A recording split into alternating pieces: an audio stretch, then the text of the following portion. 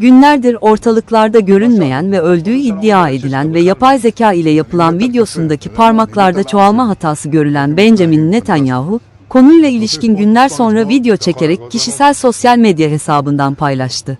היית? יפה מאוד. לחיים. אני חושב של המסר לאנשים שיוצאים ומתאווררים, לצאת להתאוורר, אבל ליד מרחב מוגן.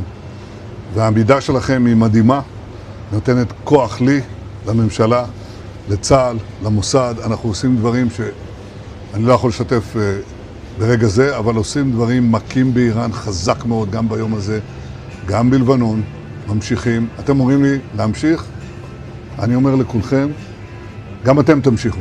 תמשיכו להישמע להוראות פיקוד העורף, כל הזמן, להישמע להוראות פיקוד העורף, וגם לראשי הערים, להיות תמיד ליד מרחב מוגן. ואנחנו נקל ככל שהדבר ניתן. ותודה לך על הקפה, הוא מצוין. אני לא יודע לגבי הקלוריות, זה נראה לי מסוכן מאוד.